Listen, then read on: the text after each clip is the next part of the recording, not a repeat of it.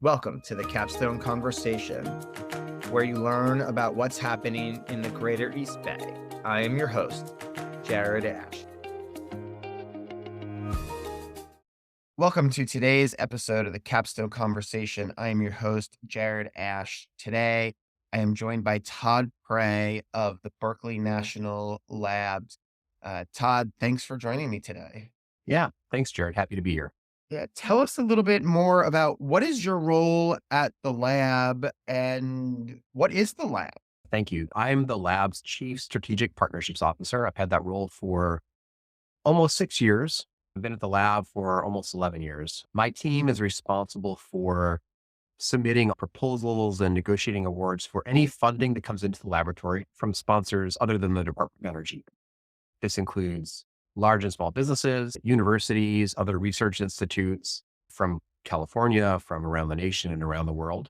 We are a Department of Energy National Laboratory, so we are owned by the DOE. We're managed by the University of California, and our campus is just up the hill from UC Berkeley. So we have very close ties with the university system, but also with the other 16 Department of Energy national labs. We're part of a broader group of laboratories called Federally Funded Research and Development Centers, or FFRDCs. So other agencies such as NASA, USDA, the Department of Defense have labs that operate in a similar way where we do work funded by our main sponsors, but also with other federal agencies, state agencies, and the private sector. And 3 of those 16 are here in the East Bay, right? Yeah, that's right. Lawrence Livermore National Laboratory is a sister laboratory of ours. And then Sandia National Laboratories has a site in Livermore as well, right next to Livermore Lab. And I'd be remiss if I didn't mention SLAC, the Stanford Linear Accelerator Laboratory. I know it's not in the East Bay, but they're part of our Bay Area ecosystem, and we work with them a lot as well. Good to know. We could learn about what's happening on the peninsula too, because they generate a lot of the same stuff. And from an economic development perspective, if you're listening to this and you're wondering, why are we talking about the labs? You heard Todd's title is Strategic Partnerships. And he's going to talk throughout this episode about how the labs work with the city, with the university to help foster growth of companies. So before we dive into that, though, Todd, why don't you talk about the history of the labs and how it was founded and how it's evolved over time? Sure thing, Jared. I'd like to ask if people have seen the movie Oppenheimer, because it tells a great story about an important period in our history as a country. That was the genesis of Berkeley Lab. We are Lawrence Berkeley National Laboratory. Ernest Lawrence was one of the leading figures in that narrative, and he worked with Oppenheimer closely to scale up technologies, doing nuclear physics, and really led to the Manhattan Project. When what Lawrence was doing became a bit too big and dangerous to do on campus, they moved up the hill. You can still see the building that houses our advanced light source is where he built some of his bigger accelerators that kind of led to his Nobel Prize and led to the development of synchrotron and cyclotron technology around the country and around the world. We were, at that time, the first national lab. Lawrence Livermore Lab spun off because they were doing things even bigger and maybe that you'd want to be farther out from civilization at the time. And so we work closely among all the national labs, and we have this mantra, team science. We worked on large problems of national importance related to health, security, energy, and the environment. It's a very broad research portfolio across several different sectors, but we really focus, our tagline at the lab is bringing science solutions to the world. So we aren't just doing science for science's sake. We're doing things that we think will have an impact in the world, whether it's commercialization of technology, starting new companies, helping with workforce development and education, and engaging with our local communities to make sure we're doing things that are relevant and important for our stakeholders. Let's dive into that with more details. How is it structured? How does the lab identify these individuals or ideas, and how do you support them? Yeah, great question. Our laboratory is divided into 6 main research areas, like a university would be, but we aren't a teaching institution. We do a lot of research funded by the Department of Energy, over $1 billion a year in research funding from the DOE. A mission of the Department of Energy and labs is to engage with industry, commercialize technologies, and to support economic development across the country, in particular with manufacturing jobs. That means we need to take discoveries developed at the lab and advance them to a point where they can be commercialized, for example, licensed to a company to use, like in the pharmaceutical industry or the microelectronics industry. We also have a long history of spinning companies out of the laboratory. Over the past 10 to 20 years, a number of companies have left the lab in medical devices, biotech, pharma, material science and chemistry, and energy technologies. We really like to see lab technologies go out into the marketplace and be commercialized. In parallel, we also look for opportunities to work with companies that may not know what the lab does or may not have heard of our research capabilities. We provide resources for them at our national user facilities where companies can access the Advanced Light Source, the Molecular Foundry, the Joint Genome Institute, or our supercomputing center for free. They can submit a competitive proposal, and if they are okay with publishing the results with us, they can work with our teams at no cost to them, which is incredibly important. We have 5 national user facilities at Berkeley Lab, the most of any DOE laboratory, and we work with over 13,000 users of those facilities every year. We also work with companies to apply for grants with them, so we can help companies get funding from the Department of Energy or other federal agencies such as the National Science Foundation, Department of Defense, et cetera. And we also really actively work with them. We try and identify companies that could benefit from working with our other teams in a more like sponsored research at a university where they can use their private funds to do experiments or develop campaigns with our teams. We can do sponsored research where they can use private funds to support work that we do for them. And we can also co-apply for funding and sometimes use our Department of Energy funding to complement their own private funding and work together in a cooperative way. We have different contract mechanisms to work with our user facilities, to do work for others or strategic partnerships, and also cooperative research and development agreements. When a company comes in and they have an idea and they want to do research with you, what does that mean? What are some of the tools? What does plugging into a supercomputer mean for the average person out here? The supercomputer example is a good one. We have a facility called NERSC. It's the National Energy Research Supercomputer. It's not the fastest supercomputer in the country or the world. It's one of them. But we really focus on doing things at a scale where if you're a startup or even like a bank or an oil and gas company, you need to do some simulation or modeling, or you're trying to deploy a small AI model that you've developed yourself, but you want to scale it into a high performance computing algorithm. Our team can work with your computing scientists or your application and technical people to make sure your computational model will scale in our system and then help implement it and deploy it. We can generate data, we can analyze your experimental results, we can help predict better where you're going. That's how companies access NERSC, our high performance computing center. For other types of work, more hands-on lab work, we have a lot of capabilities, for example, in bioprocess scale up, in looking at building technologies such as windows and roofs and utility hookups. In each of those cases, we have test beds and facilities with experts that run them. We have core funding from the Department of Energy to operate them. And we can bring companies in, whether you're a startup or like Chevron or Intel, to work with our teams. We understand what you need to achieve for your product or your technology. We develop a work plan with you, and then we collaborate in the research project, engaging you, bringing you on site if that makes sense. We can really work collaboratively to help you achieve your goals as a company, whether you're a startup in a garage or whether you're a multinational company coming in to develop your next technology.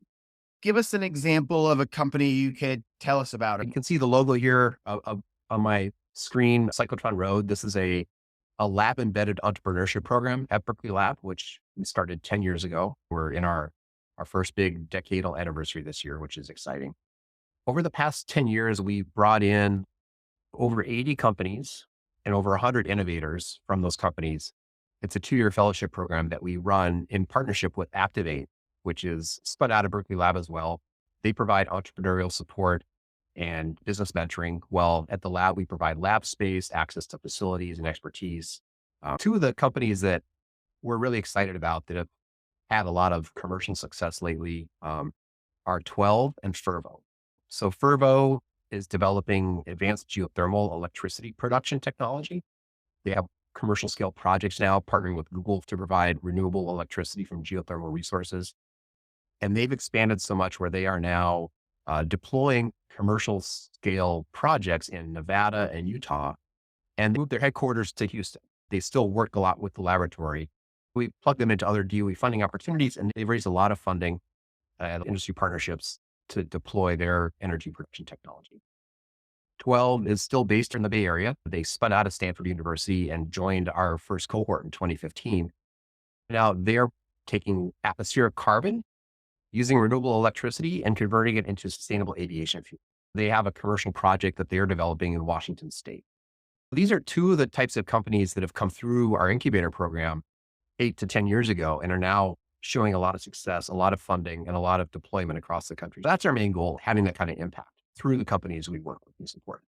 If a new company is interested, how would they learn more about the Cyclotron Road? We have if you go to cyclotronroad.lbl.gov, it'll take you to our webpage. You can also reach it from lbl.gov, which is our main lab website. Every year we interview a number of applicants. This year, we're in the process of selecting our finalists for the pitches occurring next month. Applications are typically due in October, and we make selections in the March through May timeframe, and they start in June every summer. So it's a 2-year fellowship starting in June. It's really exciting. This year, for example, we had almost 300 applicants, and we only have room for 10 each year. So it's oversubscribed. There are a lot of really creative scientists and technologists out there coming out of university labs, postdocs, or even people that have worked at startups before and have their own idea that they want to commercialize. People should feel free to reach out and we can talk them through the process and see if they're a fit. What kind of advice do you have for somebody to make one of 10 from 300? Something that's really important is program that's focused on science entrepreneurs. So these are people that have a technical background. You need to have a bachelor's degree and to have worked 4 years post-degree in a technical field. But obviously, there's more to a company than just the technology. The more people can learn about their potential customers, the industry they want to enter, the competitive landscape, it'll help them have a preliminary idea of their value proposition, their market, their customers, their partners. We really encourage people, if you can, while you're a graduate student or a postdoc or in college, take advantage of things like the National Science Foundation I-Core program, which teaches you how to develop a business model canvas, how to do customer discovery, learn about, you have a technology or an idea. Is it something people would actually want to use? What feedback do they have for you and how can you learn from them? That really helps you develop a better story, a better company pitch when you're applying to programs like ours. Are most of these companies being founded out of the Bay Area? Are they then staying here? Most of the companies we've had in the program are from the Bay Area. We get a lot of companies from the East Bay, from Berkeley every year. With 10 companies a year, typically 3 might be spinning out of Berkeley Lab or UC Berkeley. We give them lab space at Berkeley Lab, or they can work on campus at UC Berkeley. They work with Activate in Berkeley as well. Many of them, because of the ecosystem and the network and the resources in the Berkeley and Oakland and Emeryville area, they keep staying. We're going on to Hayward or San Leandro now. There are incubators popping up all over the East Bay, which is exciting. And while some of them do move because manufacturing in the Bay Area is not the cheapest thing to do. You may need to go to Nevada to manufacture something at a lower cost to make it price competitive. But most of the companies are staying local. And we work very closely, for example, with the city of Berkeley. I'm on the steering committee for the Berkeley Startup Cluster, which is part of the city government. We are also partnered with the East Bay Economic Development Agency, the East Bay EDA. In fact, the East Bay EDA is a member of our partner advisory board, which is composed of large companies, a couple startups, the East Bay EDA, a couple academic partners, so that they can give us feedback on our strategy for partner engagement. Are we doing the right things to support industry? Are we doing the right things to drive innovation in startups and entrepreneurship? We take feedback seriously from the outside world, from industry, so we can do things that enable that development. I think that's great. And it merges with the city and the unique position there as a university town and with the lab right there and that coordination. The folks from East Bay EDA, definitely Stephen Bader, patients, have a pulse on what's happening here and how to help promote the technologies and the companies. Glad to see the ecosystem is all working together to foster and grow these companies. If you want to learn more about the Berkeley Startup Cluster and local resources, listen to last week's podcast episode was with the city of Berkeley discussing just that. When a company comes out of the program after they've tested and done things, what kind of resources are on that other side to help them? How do we help them evolve? How do we help them grow? How do we help them stay in this region over the years to come? Yeah, great question. It's something we're really engaged with the University of California on, as well as the city of Berkeley and the East Bay EDA. Campus is developing a new climate ingenuity hub. People may know the Baker Bioingenuity Hub, constructed within the old Berkeley Art Museum. They have funding to build a climate ingenuity hub just across the street from the main UC Berkeley campus. That is going to, I think, increase the resource, increase the space available for these types of companies, and have the right types of equipment they need for doing R&D, but also doing pilot scale testing, prototyping, treating kind of a test bed environment that they all need, and being very flexible. It's not specific to one technology or one professor. It's something that could be broadly applicable to people coming out of our program or other incubator programs or starting their own company out of the university. In the city of Berkeley itself, there's a huge focus on making sure there's lab space that's appropriate for the spin-offs coming out of our company, coming out of our incubator program. That's something that we work a lot with the city of Berkeley on and with Activate as well. Creating that broader environment of both economic incentives, ease of permitting, getting people into space is super important, especially as we scale. We've even been talking about helping develop a battery manufacturing hub for next generation battery technologies, where you could go from innovation and entrepreneurship and startup to workforce development and education at this hub, to having some pilot lines for testing the manufacturing of different battery technologies. So we're looking at different sites in the East Bay. Our team in our energy technologies area, led by Alicia Ward, has been really focused on building a consortium, a network from the East Bay, the broader Bay Area, the state of California, and Department of Energy to support this type of broader hub that would serve many companies in a key area for our state and our country here in the East Bay along the Contra Costa shoreline or other sites. Yeah, and there's definitely some places in Contra Costa that I know would be interested and are probably engaged in those conversations, and Solano too, Mm. that would love to see it. And it's good to keep it here, right in the vicinity of the labs and everything else. AI is throwing all of those past curves out of proportion at the rate it's growing. What are you seeing out there? What should cities know about it? What should they be scared of? What should they embrace? And how's the lab partaking in some of this? Yeah, great question. It's something we've been working on AI and machine learning since before it was the headline that it is now. I've been at the lab 11 years. And even back then, before I started, it was something that our computing team was developing. We did a lot of fundamental R&D around how do you build the right kind of models to support AI? What kind of algorithms and hardware do you need? And we work closely with NERSC, and obviously built with commercial components. So we work closely with vendors that are selling chips and developing technologies. I won't name names, but you can imagine we're working with all the major computing players in AI. In terms of where we see our impact in AI, it's really around how can we do science and discovery faster and better using AI?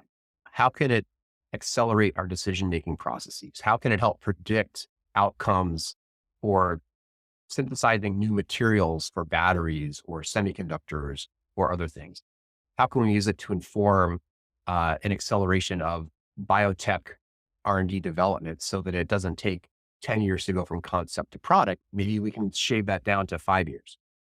We're taking a very application focus, like microelectronics, quantum computing, industrial biomanufacturing, and then using AI tools that are really geared toward the data we've generated and the products we're trying to make and the processes we're trying to develop. That's one idea to accelerate the pace at which we make meaningful advances in science. A big part of that is developing sensors and controls, doing more real-time process monitoring and optimization. Instead of running an experiment with a set of parameters, letting it go for a couple days or a week, we can use real-time sensing and controls and feed them into AI models. We have what we call self-driving labs. You can change the parameters of a bioprocess or a chemical material process on the fly and make it better as you're developing it in real time instead of waiting, analyzing data, designing a new experiment. It's really more real time, more continuous processing of data to generate meaningful results faster.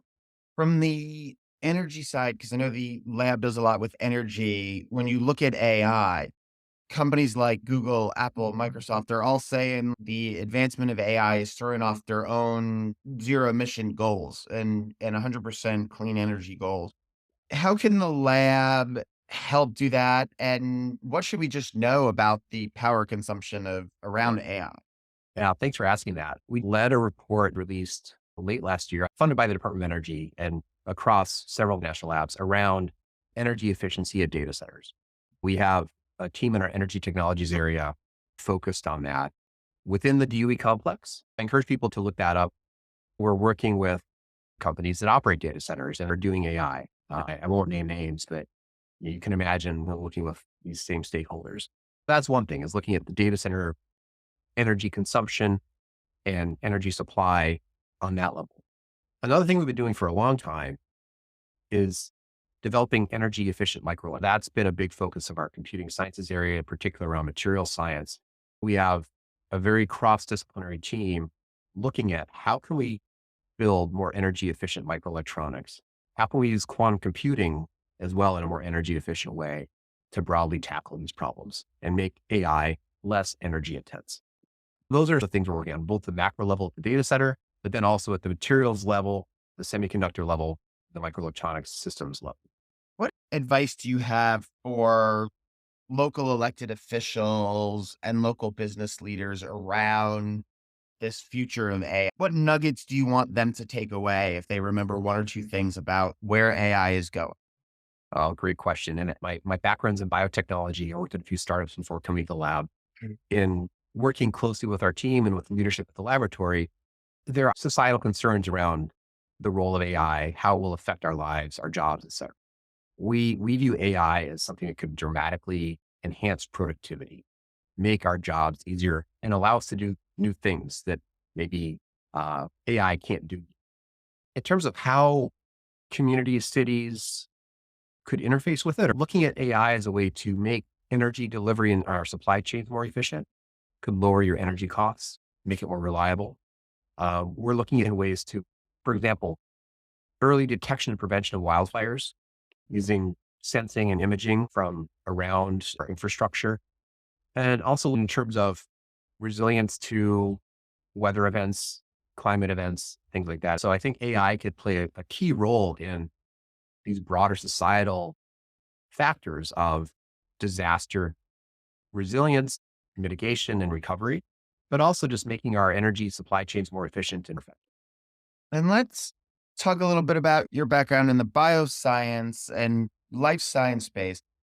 Every economic development director in the area all say, we want life science companies here. From your perspective, where does a life science company grow? How do they work with the lab? And what do they need to be successful at? I don't know if you have any insights into that. Yeah, thanks for asking that. It's a subject near and dear to my heart. I got my PhD at UCSF, so again, on the peninsula, sorry, but I got my MBA at Berkeley, so that's on the right side of the bay.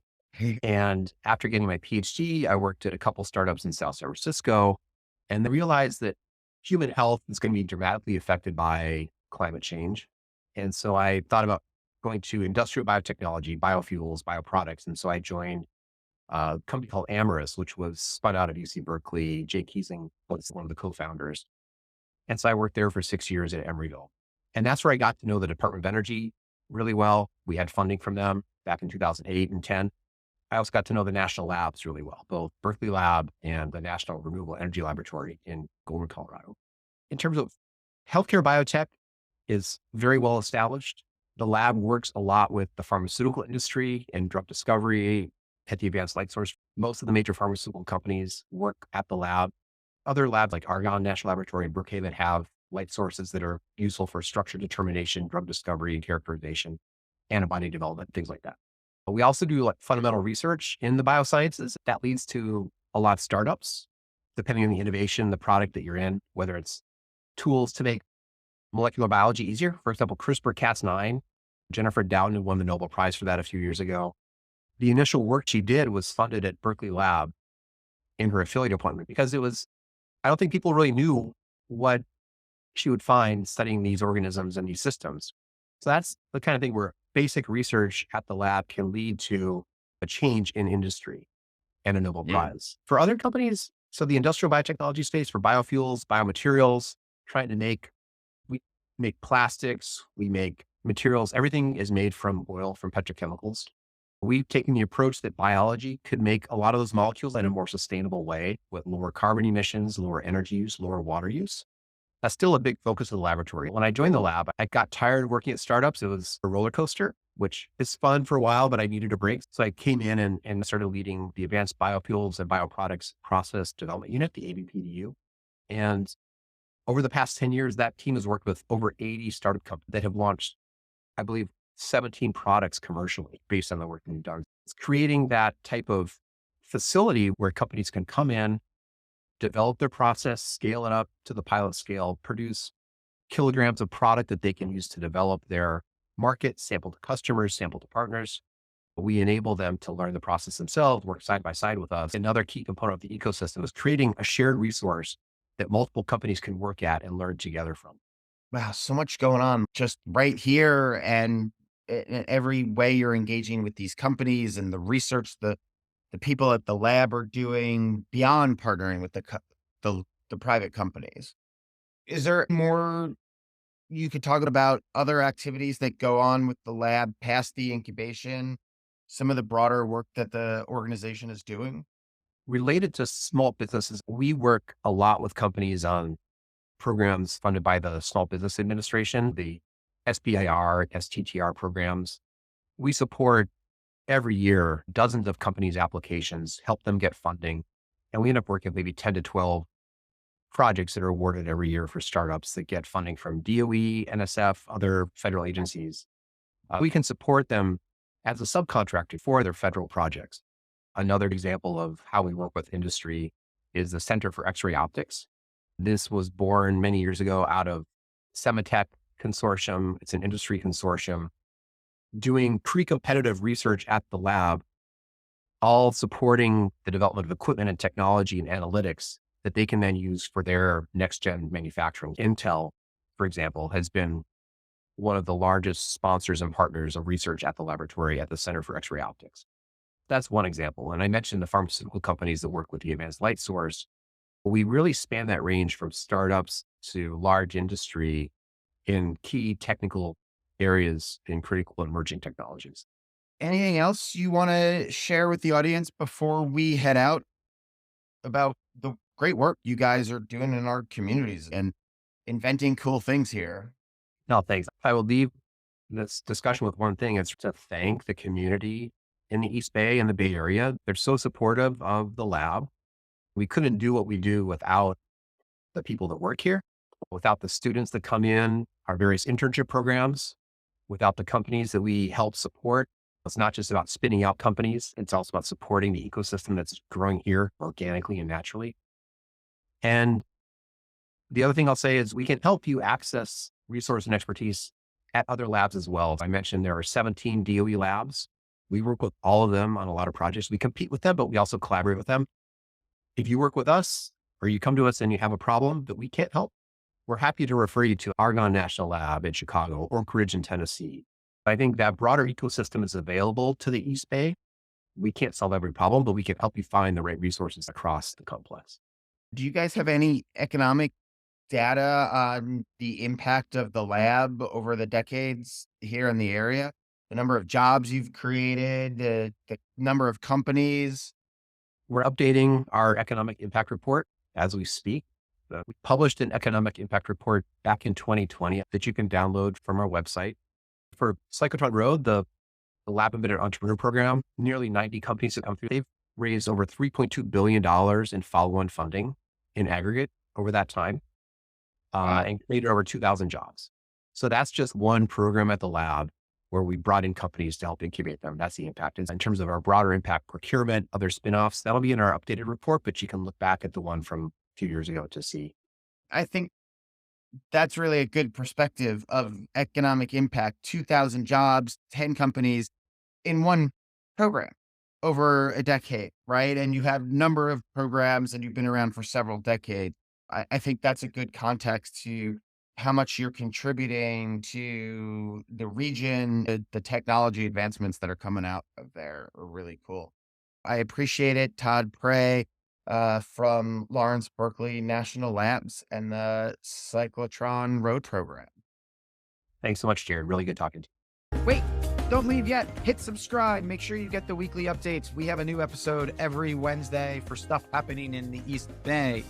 In the meantime, follow me on LinkedIn, Jared Asch, or check out our firm where we have a weekly newsletter and blog at Capstone Government Affairs on LinkedIn. Thanks for joining us today on the Capstone Conversation.